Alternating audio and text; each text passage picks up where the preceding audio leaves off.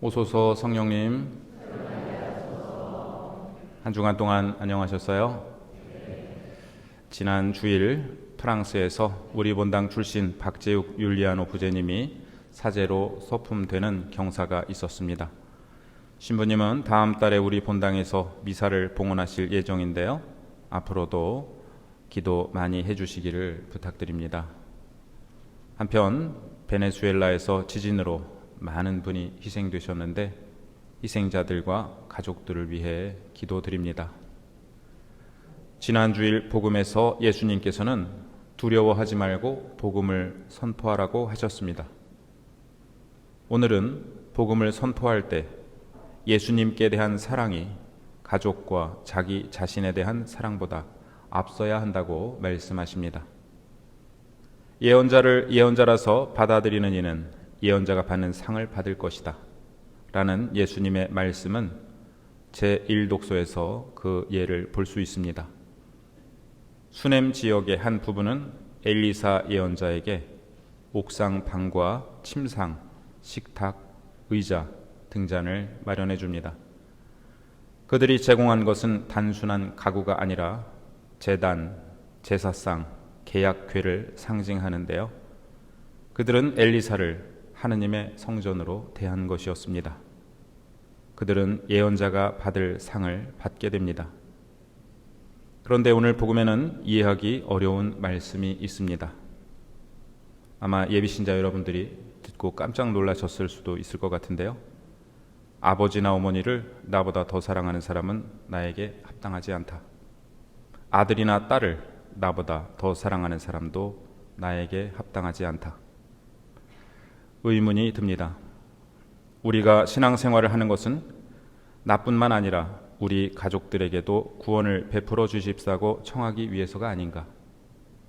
종교에 미쳐서 가족도 버린 사람들 얘기가 뉴스에 나오곤 하던데 그렇게 살란 말씀인가. 아우구스티노 성인께서 말씀하신 사랑의 질서를 일전에 소개해 드린 적이 있습니다. 우리에게는 더 사랑해야 할 대상이 있고 덜 사랑해야 할 대상이 있습니다. 이 사랑의 질서, 사랑의 우선순위가 잘 잡혀 있을 때 행복하지만 이 순위가 뒤바뀔 때 혼란과 불행이 뒤따른다는 것입니다. 예수님은 이 사랑의 우선순위에서 당신을 첫 자리에 놓으라 하십니다.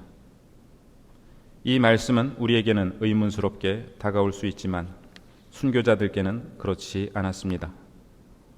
순교자들이 생명을 하느님께 봉헌할 때 가장 걸림돌이 되는 것이 무엇이었을까요? 자기 자신과 가족이었을 것입니다. 그러나 순교자들은 그 위에 더 큰 보물이 계심을 알고 계셨습니다. 예수님은 말씀하십니다. 제 목숨을 얻으려는 사람은 목숨을 잃고 나 때문에 제 목숨을 잃는 사람은 목숨을 얻을 것이다. 여기서 제 목숨이라 번역된 말은 자기 자신 또는 존재 전체라고도 이해할 수 있습니다. 우리는 가족을 사랑합니다. 나 자신도 사랑합니다. 그런데 이 사랑은 사랑 자체이신 하느님 사랑 안에서 이루어질 때 올바른 자리를 찾습니다. 저는 고등학생 때 소년 레지오 활동을 하면서 사제가 되고 싶다는 마음을 품게 되었지만 신자가 아닌 아버지 때문에 말씀도 꺼내지 못하고 있었습니다. 고민 중에 이런 생각이 들었습니다. 아버지 하라는 대로만 하는 것이 과연 효도일까? 내가 원하지 않는 삶을 아버지를 만족시켜 드리기 위해 살다가 나중에 아버지를 원망하는 것이 더 큰 불효가 아닐까? 그러한 고민을 할 즈음 오늘 복음 말씀은 제게 무척 절절하게 다가왔습니다. 아버지나 어머니를 나보다 더 사랑하는 사람은 나에게 합당하지 않다. 대학을 그만두고 신학교에 가겠다고 말씀드리자 아버지는 크게 화를 내시면서 부자의 연을 끊겠다고 하셨지만 당시 저는 그것이 아버지께 드리는 더 큰 효도라고 생각했습니다. 당장은 저를 이해하지 못하시더라도 나중에 하느님 나라에서 저에게 잘했다라고 말씀하실 것이라 믿었습니다. 신학교 입학 후에도 제가 그만두기만을 기다리시던 아버지는 7년이 지난 어느 날 문득 집에서 구역 모임을 할 때 어깨너머로 들으셨던 성가 주여 임하소서가 참 좋더라는 말씀을 하셨습니다. 저는 귀를 의심했습니다.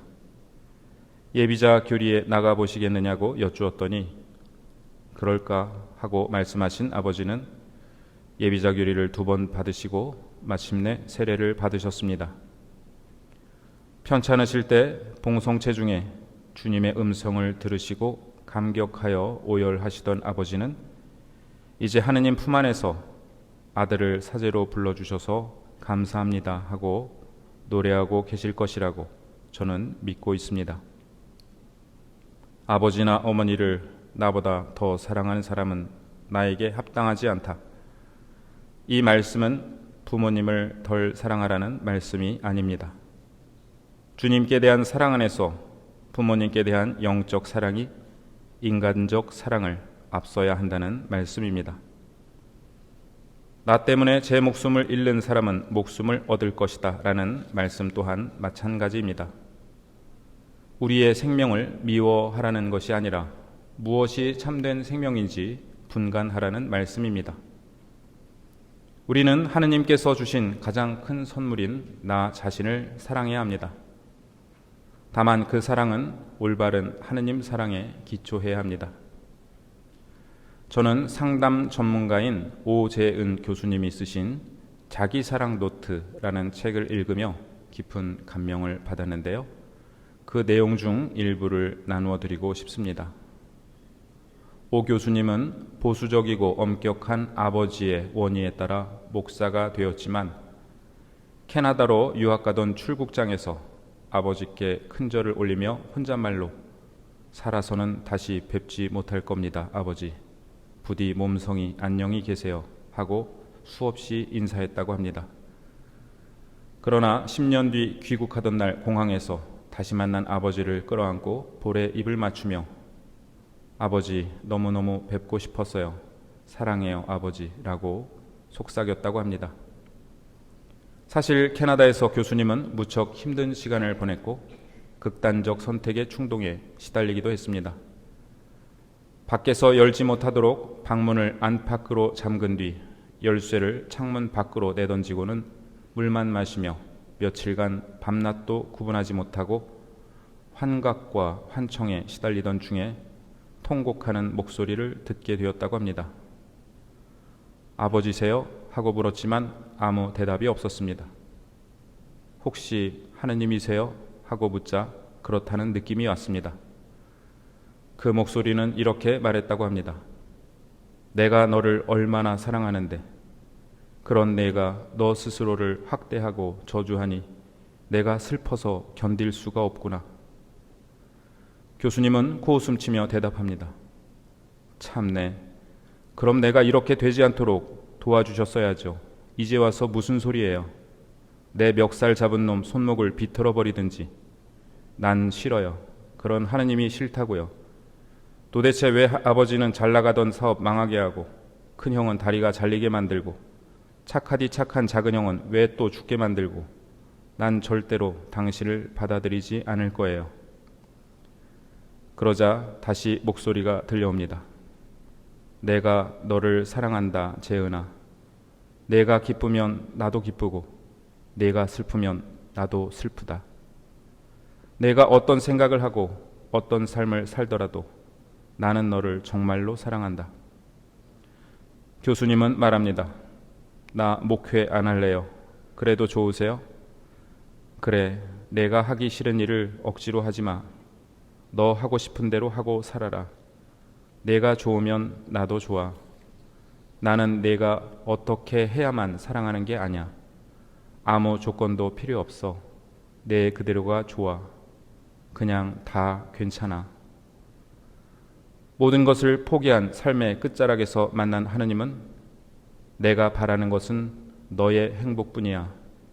내 가슴이 뛸 때 내 가슴도 뛴단다 하고 말씀하고 계셨습니다. 교수님은 말합니다.